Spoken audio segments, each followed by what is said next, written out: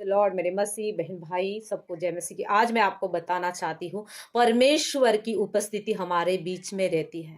परमेश्वर का डेरा हमारे बीच में रहता है। तो आज हम वचन से देखेंगे कि परमेश्वर हमारे बीच में रहता है कि नहीं। प्रकाशित वाक्य उसका 21 उसका 3 वचन में लिखा है, फिर मैंने सिंहासन में से किसी को उच्च शब्द से यह कहते हुए सुना, देख परमेश्वर का डेरा मनुष्य के बीच में है। परमेश्वर का डेरा मनुष्य के बीच में है। कितने लोगों को लगता है कि परमेश्वर का डेरा हमारे बीच में है? कितने लोगों को लगता है कि परमेश्वर की उपस्थिति हमारे बीच में है? मैं आज आपको बताना चाहती हूँ, यहाँ पर परमेश्वर का वचन कहता है, वह उनके साथ डेरा करेगा और वह उसके लोग होंगे और परमेश्वर आप उनके साथ रहेगा और उनका परमेश्वर होगा। वह उनकी आंख के सब आंसुओं को पोंछ डालेगा और इसके बाद मृत्यु न रहेगी और न शोक न विलाप न पीड़ा रहेगी, पहली बातें जाती रहेंगी। मैं आपको बताना चाहती हूँ परमेश्वर के वचन से कि परमेश्वर की उपस्थिति हमारे बीच में रहती है।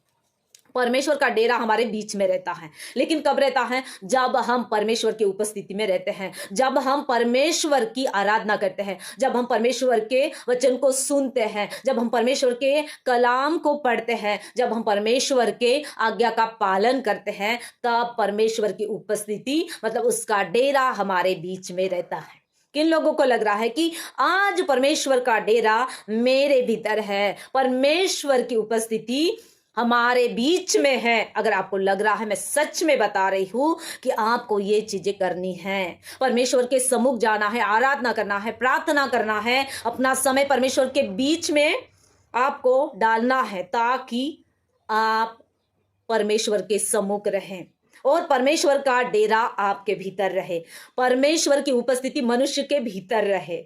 आमीन, प्रेज द लॉर्ड। आप देखिए, आप जितना प्रार्थना करोगे, जितना वचन को पढ़ोगे, परमेश्वर की आज्ञा का पालन करोगे, आराधना करोगे, तो परमेश्वर का डेरा आपके भीतर रहेगा। मनुष्य के भीतर परमेश्वर का डेरा रहता है।